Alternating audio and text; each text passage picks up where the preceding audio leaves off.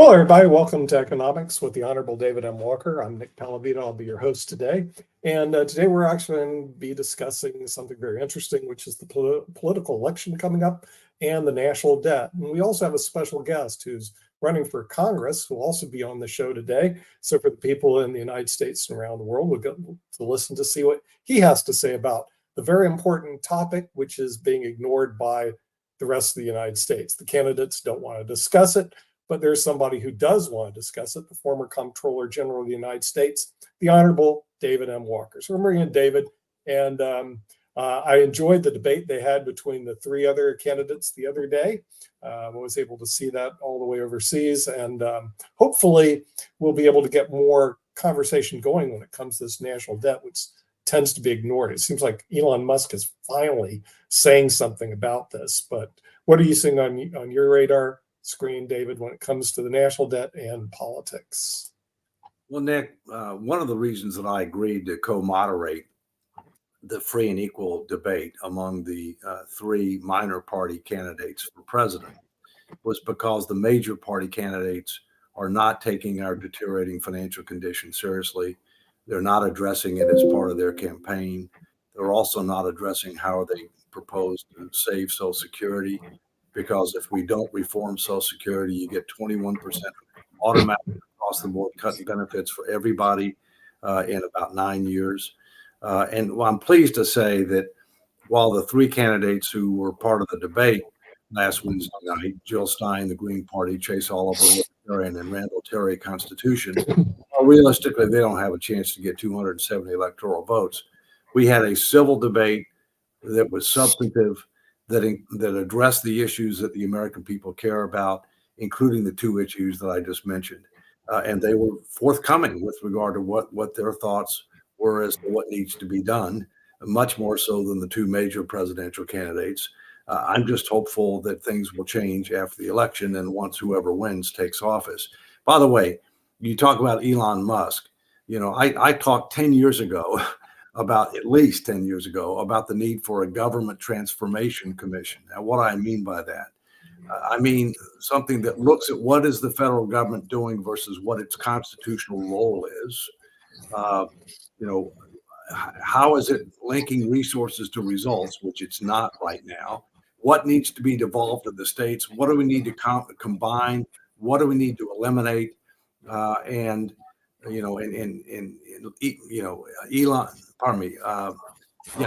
said that he thought that we could cut $2 trillion out of the $6 trillion in spending.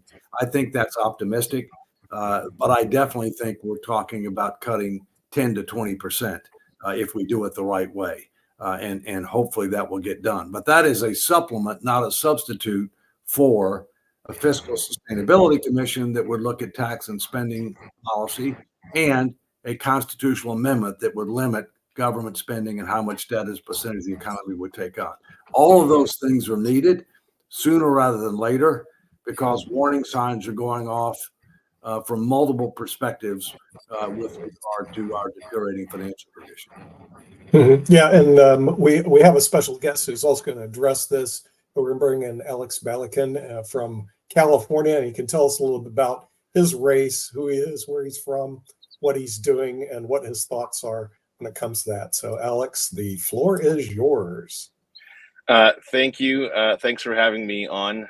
Alex Balakian, MD. I'm a practicing physician in Glendale, California, and I'm running for Congress because, first and foremost, here in California, we need better public safety, but also other things, for example, like the debt. I think this country would be better off if we ran it like our households, on a budget and with minimal interference from outside sources. And those are a couple of the big reasons why I'm running. Nick, you there?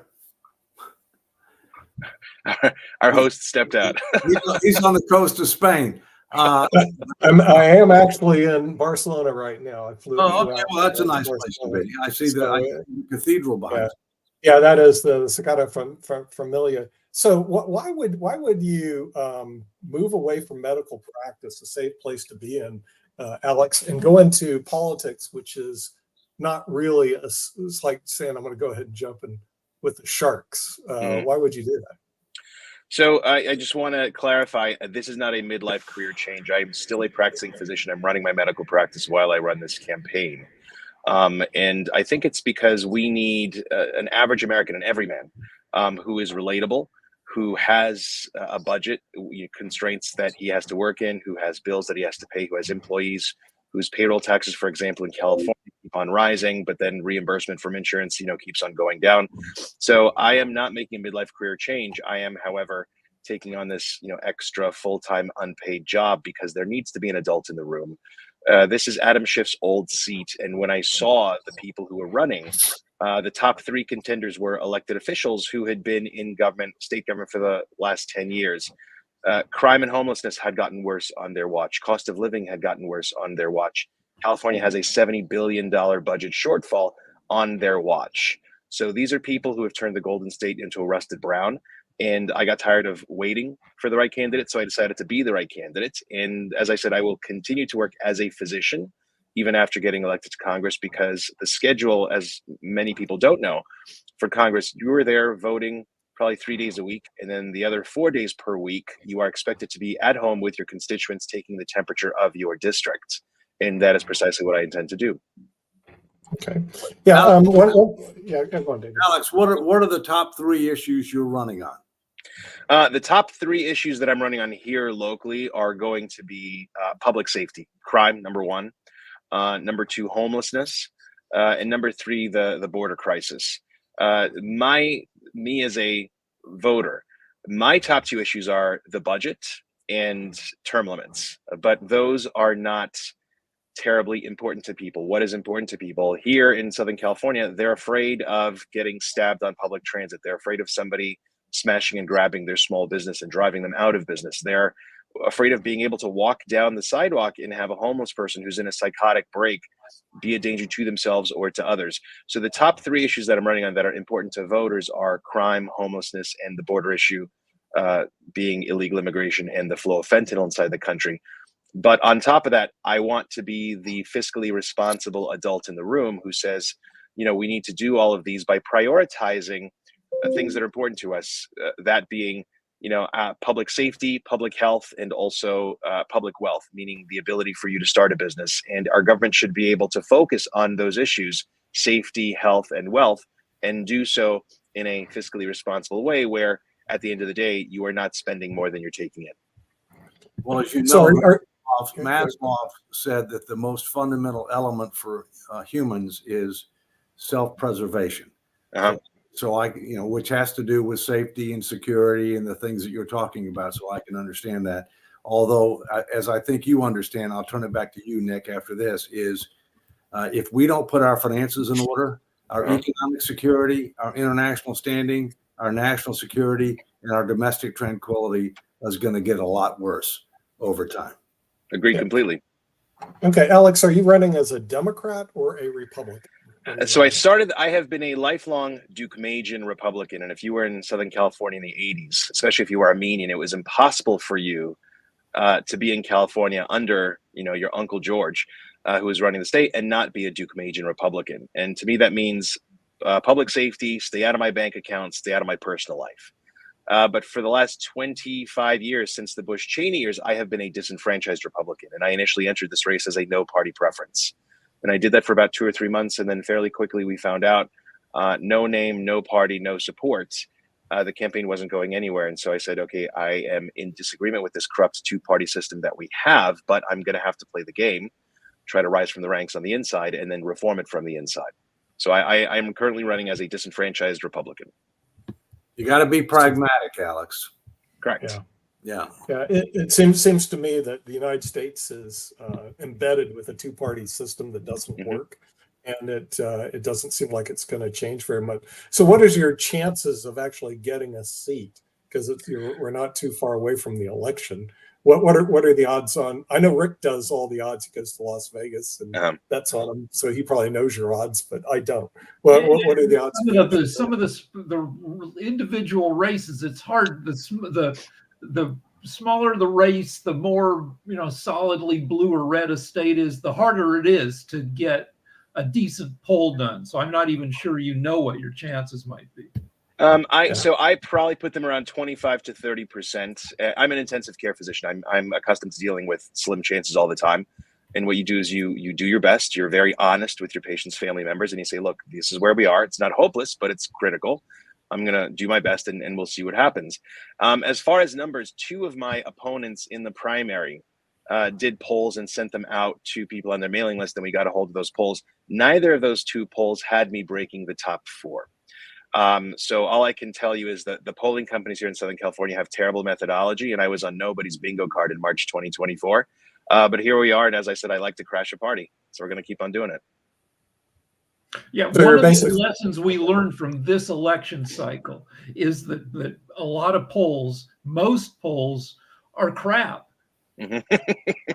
Yes, correct. yeah, but you're a long shot. I mean, if you look at it No, that way, in other words, you're 20 to 30%, you're not an odds-on favorite. So the person who is the odds-on favorite, are they well qualified? Do they have doctorate degrees like you do? Do they have experience running a business like you do? Or are they a political hack? Yeah, no, she's been a politician for about the last 15 to 20 years. She has a lot of experience running city council and running state government into the ground. And so at this point, what qualifies as good experience? As I said, for the last 10 years that she was in the state capitol, cost of living and homelessness and crime got worse on her watch. So this is not the kind of work experience that I think should be rewarded with a promotion to Congress. But because she's the establishment favorite, she is not lifting a finger. She's not even agreeing to any debates. She's not campaigning. She thinks she has this in the bag, which means we have to work twice as hard. And again, as I said, I'm an intensive care physician. I like to put my nose to the grindstone. I don't shy away from hard work. And she has a 44-point lead that she started with that she's blowing. And I would like to be the person who adds her as a footnote in the history books and says, the woman who ran the worst campaign of 2024 and blew a 44-point lead. How many candidates are there, Alex? I'm sorry? How many candidates are there? So this is the runoff. So in California, we have an open primary, jungle primary, where it's not, one Republican, one Democrat. In fact, last year, it was two Democrats running against each other. So now, we were about 14 candidates running. It was one independent, two Republicans, and 12 Democrats running in the primary. And then, like I said, everybody, LA Times, all the big newspapers said, okay, the top three Dem favorites, it's going to be two out of these three. And then, when the dust settled the next day, there we were as number two, and that nobody predicted. So now it's just me and her for the general election. Okay, very good. Well, that's pretty good. Okay, so why would someone vote for her? You didn't tell me she has this stellar background. You're telling me her background is she's been in politics her entire life, it sounds like. What else did she do? What sort of things that she brings to the table that would cause people to vote for her? Talk to me. So only about 30% of the district knows about her, and we want to make sure that the entirety of the district knows about her, because what she's banking on is people are blindly going to vote for the D over the R. But what we are reminding people is, so here, what we've learned in this race is all politics are local and all voting is emotional. So what are some of the local problems that are hurting people? Crime. I don't know if you know the name George Gascon, but he is our restorative justice district attorney who has not been prosecuting any of the petty criminals, any of the juveniles who are stealing, has, kind of prevented these sentencing enhancements to happen. She supports his reelection. We have her on camera saying that he is highly unpopular.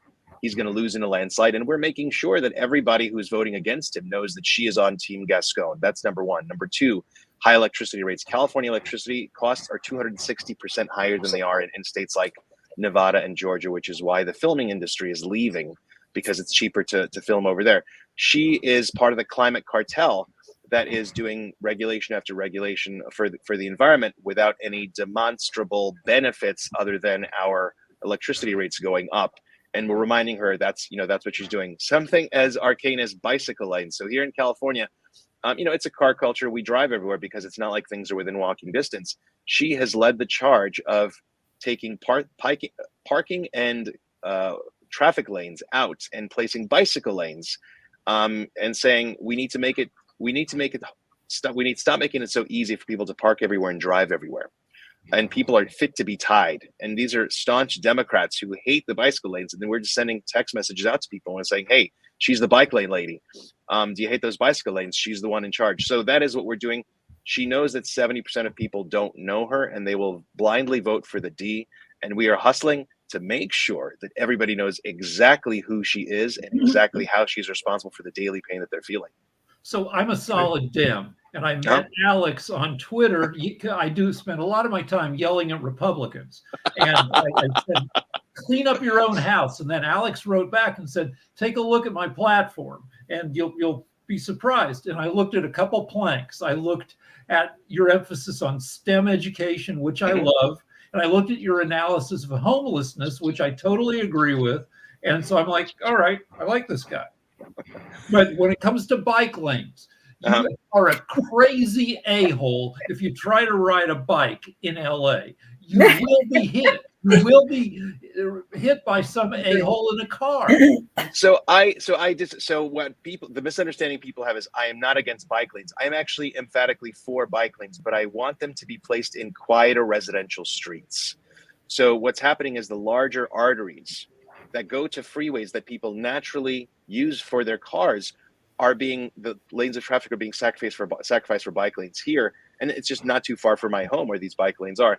But, 2 blocks to the east, they're quiet residential streets where I say make them one way. That's where you should put the bike lanes. And the bicycle lanes go with the slower flow of traffic. And then people will naturally go to the larger boulevards. Now what they're doing is the larger boulevards are being avoided and people are going in these quieter areas. So that's a big misconception. I'm actually pro bike lane. I'm just anti the current execution of how it's been done by these people far, far away from my local streets. Well, So bike riders are insane and angry and don't follow traffic laws in LA because they're so pissed at how tough it is to ride a bike in LA. So they're a-holes, and then drivers are pissed at bike riders for being a-holes. There's just a lot of anger and a lot of, you can't ride. I mean, I know people who've lost limbs on motorcycles being hit by, so you can't. 2 wheels are very risky in LA. Yeah, Alex, I live in Alexandria, Virginia, which is 6 miles from the White House. And, bike lanes are an issue here as well. But the issue that we hit on it is public safety. You're right. There are streets where they're just fine. There are other streets where they're downright dangerous. They're dangerous not just for the biker, but they're dangerous for the people who are driving. And so I think coming back to Maslow's hierarchy of needs, self-preservation, public safety, that's fundamental. Yep. And it's not just the bicyclists. So what I've said is, right, I'm an intensive care physician. I'm sorry I say that repeatedly, but that's what I am. That's my first love. I take care of stroke patients. These bike lanes on Brandon Boulevard close to my house, they run right in front of a fire station. And the fire chief has said it is difficult for our trucks to come out and navigate these tight turns because one lane of traffic has been sacrificed. And I say, a group of people that's never going to use the bike lanes are the emergency response people and the people who call them. So if it takes an extra few minutes to get to these people who are having strokes, with a stroke, minutes matter. So I said, from a public health standpoint, from a public safety standpoint, these people who call emergency medical services, they are the ones who are truly suffering because EMS and paramedics can't get to them quickly. Yeah. Oh, well, talk to me a little about the national debt. One thing I found very impressive on David Walker was moderating 3 independent candidates, and the one in the middle, the libertarian, said, I'm only going to take a balanced budget. I was going to send the budget back. And since everybody else has to balance their budget, but the federal government, what are your thoughts about that? In other words, in my humble opinion, if they balance the budget, they're at least sending a message to a group that right now wants to overtake the dollar as the reserve currency, which is home to me because I live in Barcelona and I don't want to see the dollar go down because I have to translate US money into euros, and as it goes down, it really hurts home. And to have it lose its reserve currency status, I think people around the world, especially people who do business around the world, are in a world of hurt. And with a non-balanced budget, which we've had for years since the Clinton administration, he was the only one to balance in the last 30-some years. Talk to me about that. And I know it doesn't resonate with people because we're a debt-cultured people, but is there some thoughts you have on finally balancing the budget? Yes. So again, as you said, debt isn't entirely bad, but $35 trillion in debt, $100,000 for every single American, is bad. It's untenable, especially because there is no sign that we're paying any of that back. I mean, when you get a 30-year mortgage, for example, the intention is that you don't get another mortgage every single year, that you pay that mortgage down and you're done with it. So I've said this multiple times, and I'll say it again here. When I'm in Congress, I don't care if it's a Democrat budget or a Republican budget. If it is not balanced, I will vote no. I will not vote for any deficit spending so long as we have this large debt. And so, especially if it's tight, I think when I say tight, the margins, Republican versus Democrat. And I'm not voting along party lines. I'm voting on principle of balanced budget. I think that's going to be more important. It's going to carry more weight. And I think that people will start taking our economy more seriously. We'll start taking our country more seriously when we start, like I said, treating it as our homes. Our credit scores will improve, for example, for the country as a whole. Like I said, the dollar will improve and inflation will cool. And I think the way that you can do that, the way that I would prefer to do, is not through a constitutional amendment, because that gives us far less flexibility. But what I would like to do is I would like to author a bill that kind of gives us a 3-year window. So essentially it says if there is a yearly deficit for that year of more than 1%, or taken over a 3-year period, it is more than 3%, then that vote that year, if it passes, then the people who vote on it don't get paid. So the representatives and the senators don't get paid if that budget passes. So that's how I would do it. And you just kind of give skin in the game to the people who are actually casting those votes. I see Rick raising his hand. I see Dave raising his hand. David raising hands. You woke them up. Let me jump in. Well, first, the debt ceiling is a bad joke. We're the only major country that has a debt ceiling based on nominal dollars. It needs to be repealed and replaced because it's a dismal failure. Secondly, statutory approaches designed to constrain spending or to achieve balance have not stood the test of time. The only thing that can bind current and future Congresses, the only thing that can bind them, is a constitutional amendment. Yep. And realistically, we ought to have an operating budget and we ought to have a capital budget for investment. So therefore, the way to try to deal with this, in my view, and the way that Switzerland has done it very successfully, certain other states, including Colorado, is to limit how much debt as a percentage of the economy can take on, absent extraordinary circumstances, and then limit how big spending can be as a percentage of the economy, because that way it's pro-growth.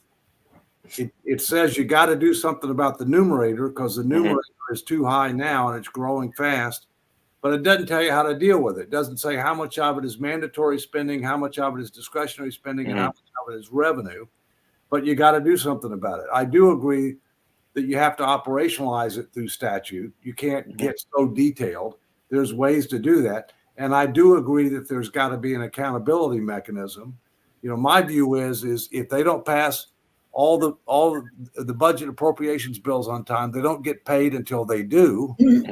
They have to stay in session, and there's no retroactive pay. By the way, it's my understanding California has that now, and now they get things done on time, whereas they didn't have that. But the other issue is that if it's a constitutional provision, I would go further. They lose their jobs. They can't stand for re-election. And by the way, Warren Buffett has endorsed that approach, just FYI. Me too. Yeah. Without realizing it, Alex has a backup plan for when the budget fixing stuff doesn't happen, because I don't think it will. Neither party really gives a crap about fixing the deficit. But we were in a similar situation at the end of World War II. Huge deficit because we paid for World War II, but we owned the world. We had half of the world's manufacturing because the rest of the world was in ruin. And we grew, through economic growth, we just grew our way out of that deficit. And Alex wants us to stem the crap out of America. If we can own tech and AI and robotics, and we become the world center of technology, or remain the world center, our deficit will be less of a problem than it would be otherwise if we give that tech crown to China and India. Well, we're never going to pay off our debt. We've only done that once in the history of the country, and that was under Andrew Jackson. Mhm. Not all debt is bad. Right. A reasonable level of debt to GDP is fine. I think we can sustain 90% of debt to GDP without too much of a problem, given our economy, the diversity of our economy, and our position in the world. The problem is we're already over that, and we're headed within the next 30 years to go to 165+% of GDP, absent a change in course. And those projections are totally unrealistic. They don't assume a major recession. They assume that all the Trump tax cuts will expire. They assume that there will be no new government programs. I mean, those are totally absurd, projections or assumptions. If you so, bottom line is that you're right. Most Americans don't understand the seriousness of it. Clearly, the two major presidential candidates don't. But I hope they better get religion pretty soon, because the BRICS and others are taking steps that our country is not taking seriously enough. They're taking steps to be able to create an alternative reserve currency. We're not going to lose reserve currency status, but we're going to lose market share. And when we lose market share, that means that the cost that we're going to have to pay to fund our deficits is going to go up. Our trade advantages is going to go down, and our ability to impose economic sanctions on rogue nations will be significantly undercut. So you want to have a good business environment here. Yeah, right. I don't know how good a President Harris might be, but we know that Trump is chaotic, and we know that he says a lot of stuff about not liking foreigners and foreign countries, and that's terrible for business. We need sane government, even if it's not perfect, to make the U.S. look competent to the rest of the world. Well, I want to add a little bit to this as well. One thing, please, if you do get into office, make one of your priorities to keep your eye on BRICS, because they have been slow and patient and growing. And, David and I, we've been watching this for quite some time, and they're getting scary as far as the world is concerned, and they could easily own us if they wanted to. But I want to talk about the fact, yes, we have a deficit problem. A lot of it was created when they handed out PPP loans to everybody and then waived them, and people didn't really need them. They didn't need them at all. And then they waived it. So that was a huge debt that you didn't collect back. And that was a loan, just like a student loan. So, and to me, it would have been more important to waive a student loan than a loan you gave a grown adult who runs a business and understands the loans. So, and that's an issue. But when you're talking about the deficit, you've also got the Tax Cut Job Act law that needs to be revamped. And then you have, it had created about $5 trillion in deficit, because it wasn't just 40% to the corporations. It was 40% tax cut to individuals earning over $400,000. And they increased the taxes on the middle class to help curve that, but there's not enough to curve what's going to come in the future. I've been traveling around the world the past 2 years a lot. And a few things that I've been paying attention to are things like their economy, how they deal with healthcare and education, and a few other things like alternative energy, which we really haven't tapped into at all. But because in other countries, every home has a solar panel that runs the whole house. So, and we don't even come close to that. But healthcare, because everyone deserves good healthcare. I think we have good doctors in this country. It is not affordable, unrealistically unaffordable, because of insurance. All the countries I've gone to, I've unfortunately had to go visit the doctor, and I've seen firsthand how they operate, how much they cost. Some of them are just out and out free, and they want to heal you. They want to get you well and out the door and back to work or traveling or whatever you're doing. We don't have anything like that at all, and it's getting worse. Elderly can't afford it. The young can't afford it. They're having to live off of their parents' insurance plans until they're 20 something. So what would you say would be a good alternative to, adjusting the healthcare? plan, with the budget? So you covered a lot of different topics, and then I'm just going to try to hit each one, and then I'm going to put the most time on healthcare because that's obviously in my wheelhouse as a physician. So number one, you said BRICS. What are you going to do? Keeping your eye on BRICS. They're patient. They're playing the long game. I don't believe in stifling other people. So if you're afraid that your neighbor is going to be the big 800-pound gorilla on the block, then you should try to be the 800-pound gorilla on the block without trying to undercut them. So, why does it matter if BRICS is getting bigger? Well, if we are not independent with our energy, with our manufacturing, if they can hold something over us, then those are chains around us. So what I say is, while BRICS is making itself bigger and bigger slowly, we should focus on energy independence. We should focus on manufacturing independence. So as you said, alternative energy, right? We pay high energy costs. We are dependent upon other countries for their energy. And we have put these constraints on ourselves as far as clean energy. Now, whether, I'm not going to get into discussion about, climate change and clean energy, but say, okay, fine, we want to be clean and responsible. The most overlooked source of clean energy is nuclear. And it's very possible 70% of France's energy needs are from nuclear, and they're doing it safely. It's not as if the entire country is radioactive. No, it continues to be the largest tourist destination year after year. It's not like the people are somehow dropping dead of cancer. They actually have lower cancer rates than we do, despite smoking like chimneys. So I think what we need to do here in our country is focus on energy independence and manufacturing independence by changing our laws and our regulations here. And when we talk about manufacturing independence, the reason why the American dream has been lost and people have this generalized malaise is 20 years ago, the majority of employees, the majority of workers worked for small businesses as defined by 100 employees or fewer. And this included people working for themselves. That number, according to the Bureau of Labor Statistics, is down to about 44%. So now a minority of employees actually work for small business.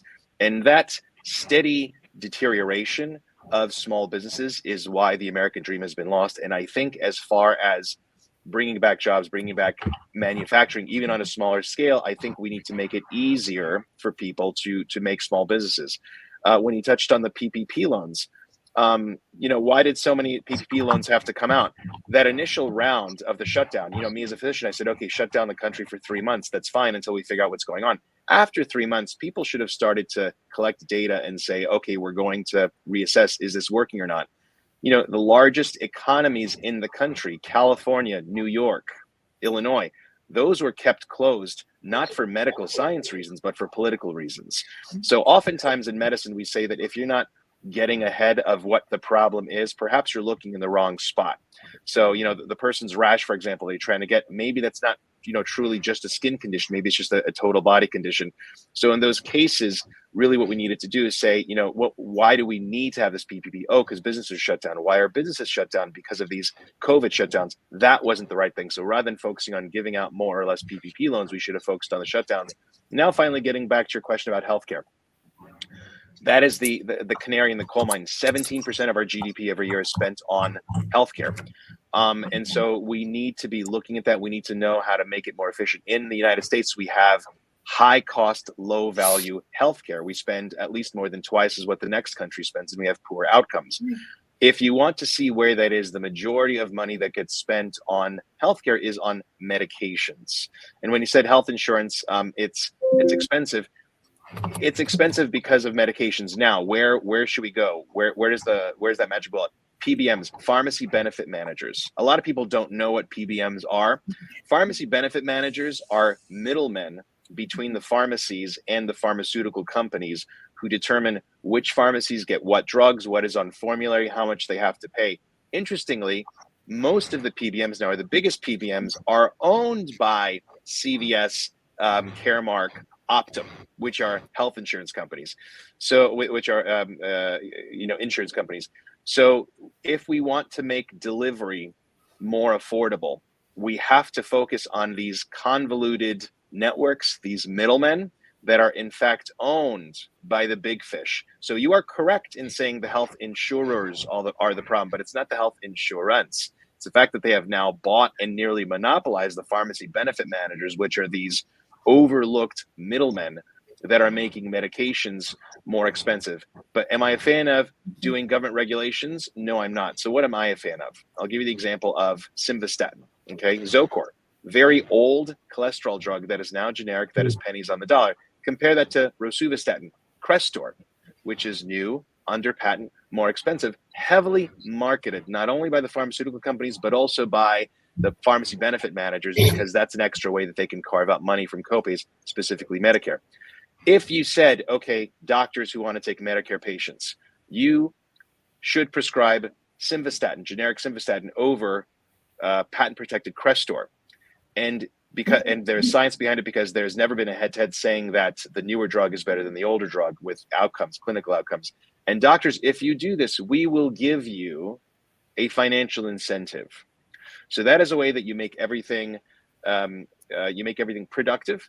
You reward the physicians, and that way, rather than making these layers and layers of government regulations that are going to have unintended consequences downstream, you start with the big boulders, which is what medications are commonly prescribed, what cheaper alternatives are there, how can we incentivize the physicians to follow the evidence and prescribe these cheaper alternatives that will then lower costs for everybody without this mechanism of more and more government regulation.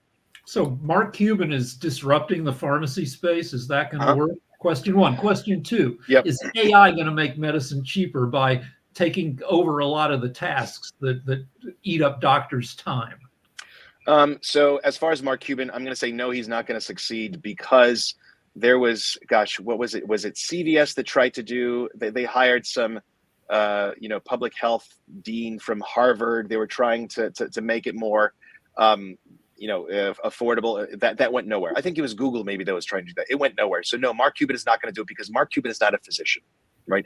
Mark Cuban is a tech guy. He owns a basketball team. He's not a physician who actually works in the front lines and knows exactly where the waste is. As far as AI, no, AI is not going to make it cheaper for a couple of reasons. Number one, there's this push to have nurse practitioners, physician's assistants, non-physicians, doing a lot of the work, which is doable if you had appropriate supervision with a physician on top of them. The reason why AI is not going to work is, again, where does the problem lie? Not where you think it is. It lies far away. AI is so energy intensive. In California, right, we are going to lose tech, not only because of our energy policies, where electricity is 260% more than it is in neighboring Nevada or over in Georgia, but water, right? Those machines heat up. You need water to cool those machines down. And our water policy in California is terrible. So AI is not going to be this panacea. Why? Because the support systems that you need with AI, your energy, your environmental regulations, those also need to be shored up if you think that AI is going to be the end all be all. Let me jump in for it. Healthcare is a major challenge, and you've already put on that. We're spending way more as a percentage of our GDP, and we get below average outcomes. There are a lot of reasons for that, but I'll give you a fundamental. What I found is that for any system to be successful and sustainable, you have to have three things. You have to have properly designed incentives that encourage people to do the right thing and discourage them from doing the wrong thing. You have to have adequate transparency as to cost, quality, and other factors that will provide reasonable assurance that they will do the right thing, that will promote competition and quality and provide a disincentive to do the wrong thing. And then you have to have appropriate accountability if people don't do the right thing.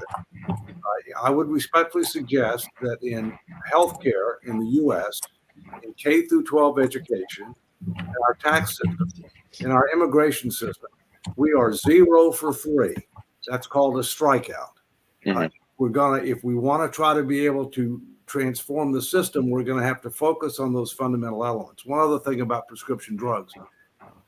We are the only major country that allows advertising of prescription drugs. That should go. It's going to be difficult for it to go because it's either the number one or number two source of revenue by the media. It used to be cars. Now I think it's prescription drugs. Okay. But that fuel, and I'd like your reaction. I mean, to me, that fuels demand, by individuals, which puts the physician in a very difficult position. And you talked about an incentive approach, which makes sense, but it seems to me that part of that incentive approach should also consider getting rid of advertising of prescription drugs. So again, my bend is I'm almost a libertarian, I would say. So as it's like those chess masters that win a chess match with as few moves as possible. I think the government should do what it does, get done what it needs to do with as few laws and regulations as possible. So what I say is, no law is a match for science. So rather than saying, okay, we are not going to allow pharmaceutical companies to, advertise on television. Yes. Have I had patients who say, oh, Dr. Balekian, what do you think about this drug? Should I be on this drug? And I, silently roll my eyes at them saying, and I say, actually, that drug is no better than this other drug, right? And so I take that time to explain to them. But again, if we had better evidence-based guidelines that says, okay, we will cover, and this again, this is how you're productive with it. You say, okay, we will cover this generic medicine, which has never been shown to be inferior to any of the other medicines out there. If you want this other medicine, you are free to pay for it out of pocket. So you essentially have those two tiers. One is the basic tier where everything is paid for, and you get what you get, and it is backed in science. And then if you want anything on top of that that is not backed in science, you are free to pay for it. So those are the kinds of systems that I would prefer to do. Alternatively, this is where I bring people back to RFK Jr. RFK Jr.'s slogan, his tagline is "Make America Healthy Again." And I agree wholeheartedly with that because, the alternative to these drugs is better nutrition. I am a big proponent of healthier basic nutrition, so organic, non-GMO foods. Why is it that they are so expensive and difficult to grow and bring to market here? Why is it so easy to bring things like hyper-processed foods to the market? So what I would do is I would advocate something like called a supermarket subsidy, where you would incentivize small farmers in states like California not to grow GMO soybeans, not to grow all the almonds that are the high income crops. But you say, okay, so you guys, we want you to grow what could be in a comprehensive supermarket, non-GMO organic fruits and vegetables, dairy, meat products, and we would bring that to market at low cost, right? So that people can access it. And yes, it's a little bit of extra money as a tax incentive, as an incentive at the front end, but because you improve chronic diseases like diabetes, hypertension, high cholesterol, on the back end, people will no longer have to take their cholesterol medicines, their blood pressure medicines. So those are ways that nobody's talking about, that I would like to say, when I lived in Texas doing my residency, they said, if you keep on doing what you've been doing, you'll keep on getting what you've been getting. And there are conversations that we need to have that are being stifled by these large corporations that have their powerful lobbyists, that have their claws in our elected representatives. And I think that we should be having these conversations far and wide. That's holistic, preventative, and wellness approaches, which makes a lot of sense. Yeah. Dr. Beckman, well, since I moved to Spain, I found out something very interesting. The average life expectancy here is 84.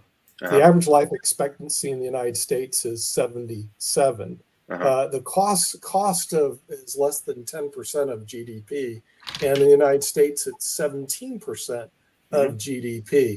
So how is it that the U.S. gets away with what appears to be very horrible metrics? I'll also tell you one thing that happened when I moved over here. The first thing they did to get on their insurance policy, they ripped me for my weight. Okay. They don't like, and that's something that apparently, because we're in a culture of let's be nice to everybody, they don't rip people because of, hey, look, you're overweight. I mean, the doctor did everything. Not even the doctor, the insurance guy did everything except say, dude, you need to bring down your BMI. Are we having an obesity problem over in the U.S. that isn't being addressed because we have this, we got to be nice to everybody culture? We have been having it. We aren't having it. We have been having it probably, since the 80s. It used to be that 1 out of every 3 adults was overweight. Now it's that 1 out of every 3 adults is obese, right? And then you have an additional 1 out of 3 that are overweight. So only 1 out of 3 Americans, children included, are at their goal weight or below. And again, we need to be having this conversation. So this whole body positivity thing, no. Okay. It's just, I'm not ripping into people that they're fat because I'm a fat shamer. I'm doing it because there are objective evidence, objective medical evidence to say that overweight is associated with poor life expectancy.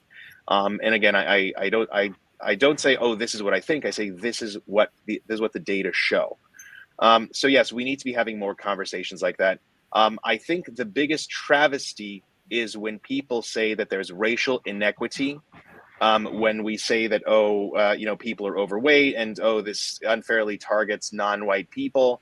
No, in this country, unfortunately, it's not a racial problem. It's a socioeconomic problem. And in this country, your race determines which socioeconomic, class or status you start into. And so if you talked about Spain, one thing that the Spaniards and the Italians and the French are very passionate about is their food. Okay. They just have a long, rich culture of food, of just, natural, just cooking things in the cheeses, right? I mean, gosh, you go over there. I remember having belly aches because eating so much manchego cheese. And also you walk around over there, a lot of people in Spain smoke. A lot of Spaniards and French and Italians smoke, but again, they're not dropping dead from chronic diseases. Why? Because of their natural foods that they eat, because of the wine that they drink. So I think here in the United States, the obesity epidemic is not a racial or socioeconomic epidemic. It's our food supply, what we're putting into our bodies. And because the corporations, right, the McDonald's, the RGR Nabisco, which is no longer Nabisco, right? It's a tobacco company. RJ Reynolds, it's a tobacco company that owns a lot of the food supply. PepsiCo, Coca-Cola. So those companies that have a stranglehold on the food supply and manufacturing, that is what we need to address. And then once you address those and you bring back the natural foods, the non-processed foods, the organic, non-pesticide, non-GMO foods, I think everything else, the lifespan, the obesity, that will logically follow. But our food is delicious. It tastes really good. So what about nowhere near? What about helping people with Ozempic? It seems like Ozempic is this miracle drug. Again, it's one large group of corporations coming up with a solution to a problem attributable to another large group of corporations. So we just need to keep it simple. And I think we need to peel back the layers of this onion, extra things that we do. It's like, poor old lady, she swallowed a dog to catch the cat. She swallowed a cat to catch the bird. She swallowed a bird to catch a spider. She swallowed a spider to catch the fly. Like, let's try to find that fly. Okay, let's try to go root cause analysis and do it. Well, if we enforce, go ahead. No, I was going to say, it sounds like you're an RFK Jr. fan, which is nothing wrong. Listen, that's good. I'm not an enemy of him, and I think, like I said, we all need to walk this centrist line where we look at a lot of different options. Right? I'm a fan of hearing everybody out. Not that everybody's idea is going to have legs, but if we're in a situation where we have problems that are not being solved, and it's just one side or the other, left versus right. Do we truly have this uni party that is simply regurgitating the same core ideas but with different packaging? And do we need to look elsewhere? Yeah, and when he's talking about looking elsewhere, Finland recently, or from what I understand, I have to look at more detail, they actually got rid of their homeless problem by giving people homes, not big homes, small homes like Elon Musk is doing, the $10,000 home, and mental health counseling at the same time. Isn't that a better government function than internet for all and charging stations all around the world and giving money to big corporations to provide computer chips? Wouldn't a better government function would be get rid of the homeless people in California as opposed to subsidizing all these huge corporations and making shareholders like me rich? Don't you think that would be a better solution, Alex? Again, just packaging it into first focus on safety, then focus on health, then focus on wealth. Okay. So people aren't going to be able to raise their families, start their businesses if they don't feel safe, if they're constantly looking outside for danger. So that's where you bring in homelessness, right? So homeless people, they are a danger to themselves when their mental health problem is not diagnosed because they're out in the elements, they're not taking care of themselves. They are a danger to others because they could be in a psychotic break and they think that somebody's attacking them and they attack them with a knife, such as what is happening on Southern California public transit right now. So you say, okay, this is a public safety and a public health problem, and that is why we're going to try to address it. And as you said, you hit the nail on the head. It's not simply giving them a house. It's putting them also in mental health treatment, get them off the street, get them on treatment. Finland, though, is a very small, sparsely populated country. this is why I think, yes, I say from Congress, I can improve the homelessness situation. But what I would do is, how would I improve homelessness here? Number one, stop the drugs. Okay. The drugs are really what's fueling the homelessness crisis and causing mental illness. So we need to bolster our police presence at the border, at the ports of entry, Port of LA, Port of Long Beach, where the drugs are coming in, right? So don't defund the police, fund the police, Customs and Border Patrol. Again, if you have a problem that's not being solved, a lot of times the solution is far away from where that problem is when you look at it myopically. So so from Congress, what do? You secure the border, get rid of the drugs. Number two, again, there's a lopsided ratio of homeless people to homeless services. California has 170,000 homeless people. 40% of them, their families are out of state. Why do I harp on this family from out of state? The medical literature shows that family presence in your mental health care, family presence in your drug addiction counseling gives you superior outcomes than if your family was not involved. So the 40% of homeless here in California where their family are out of state, we need to move them across state lines. That is what I can do from Congress to kind of make this ratio of homeless to homeless services better. After that, how would I tell Arkansas to do its mental health and drug addiction stuff versus California? That is when you say the federal one size fits all is not going to work. Because as I said, Finland, yes, it's a nation, but it is akin to a state like Arkansas, where you have a few million people. And then you're just going to go ahead and say, okay, you deal with it differently than, for example, France would. France being the size of California. California deals with it differently. So from Congress, you can stem the flow of drugs, which is exacerbating the mental illness and the homelessness. You can move people across state lines and give their home states federal funding per head of what they take back. But other than that, the federal government should not be micromanaging what the individual states do because they know their own neighborhoods better than Washington, D.C. does. And that is how you solve the problem and tailor it. So California is a very attractive state. If you're going to be homeless, it's better to be homeless here than in Cleveland. Also, right. California has a huge drug rehab business, which attracts people to rehab from across the U.S. They come out here, they get rehabbed for 6 weeks, then they're released, and they stay in California. They get back on drugs, and they're part of our problem.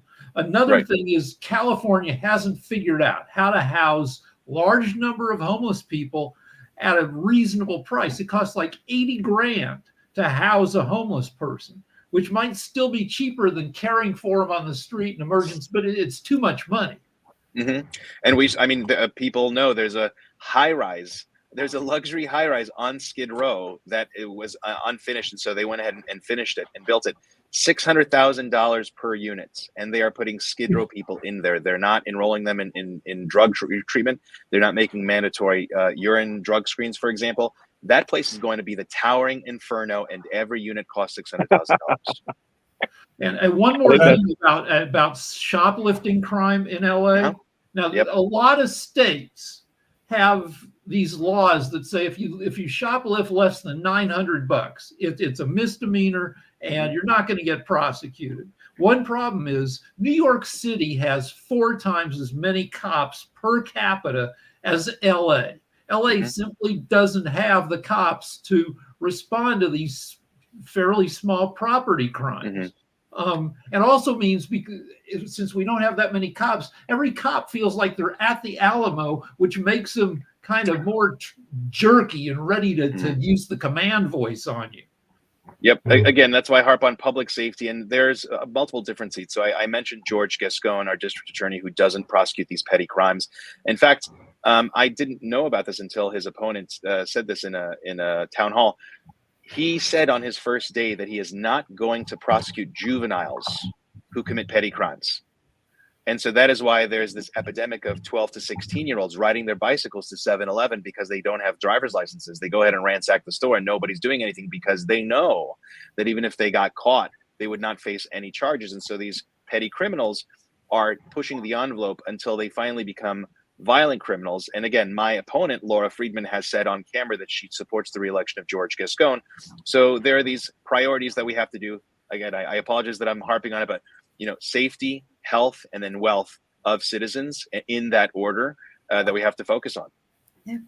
I just want to add, I sit on the board of advisors at UNC Chapel Hill for mental health research. And one of the things that we did do is we built a village of tiny homes for transition. So now instead of when they get well and we just send them back out to the streets, they have a tiny home village that they go to. They rebuild their lives. Fresh foods, because it's in a farm community. So they, learn about fresh foods, healthy inspiration, working with each other, and the doctors go out there quite often. This template is so good and is working so well that there is a university in California looking and to work and do the same footprint. So I kind of wanted to share that with you because you're like me. I believe in mental health and health being the two most important key elements.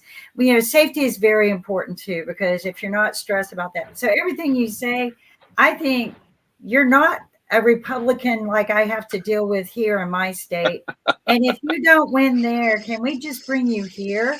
Because really, you are not the Republican who bans books and takes away my rights to make choices for myself. So, good luck. I hope you win. And, I would like to see something good come from what you're trying to do.